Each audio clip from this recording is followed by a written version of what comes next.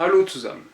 Aujourd'hui, nous essayons d'expliquer, de voir ensemble comment on peut mettre en place une stratégie entre guillemets intelligente pour mieux apprendre le vocabulaire.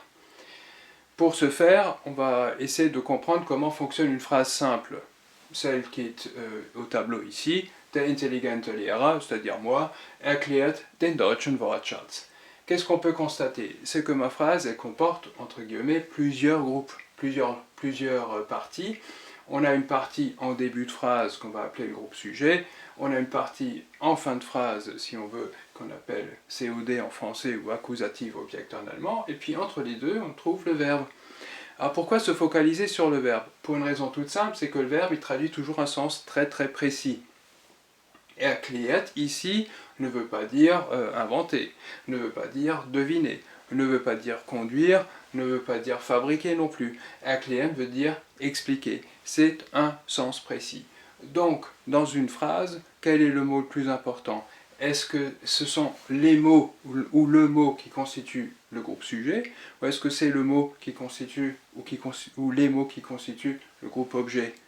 À mon avis, il peut y avoir qu'un seul mot vraiment important, c'est le verbe.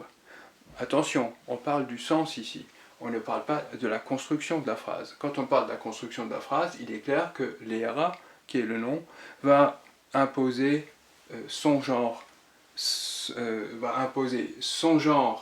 nombre, à la conjugaison du verbe.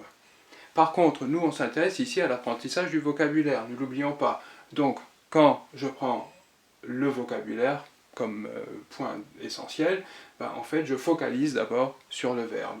Le verbe, qu'est-ce qu'il me donne?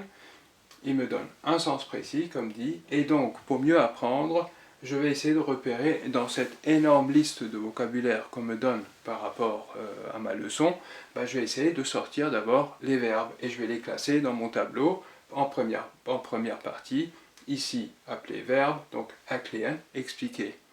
Une fois que j'ai fait ce travail, je sais que c'est cette première colonne que je vais apprendre en premier. Ensuite, ma deuxième colonne, qu'est-ce qu'elle comportera? Elle comportera les déterminants et les noms. J'ai déjà expliqué pourquoi. Il vaut mieux apprendre les noms et les déterminants ensemble, comme ça j'ai le sens du mot, mais j'ai aussi son genre. Et en dernier point, les adjectifs. Donc, en termes de priorité, qu'est-ce que j'apprends d'abord? Retenons ça. J'apprends d'abord les verbes, j'apprends ensuite les déterminants et les noms, et je finis par apprendre les adjectifs. Si maintenant vous me dites, ouais mais monsieur, il y a tellement de mots, je suis pressé, je ne peux pas tout retenir. Dans ce cas-là, retenez d'abord les verbes, puisqu'on vient de voir que ce sont les verbes qui donnent le sens précis dans la phrase, puisqu'ils traduisent une action. So, das war's wieder für heute. Si vous avez apprécié, Daumen hoch, n'oubliez pas le pouce und wir sehen uns und tschüss.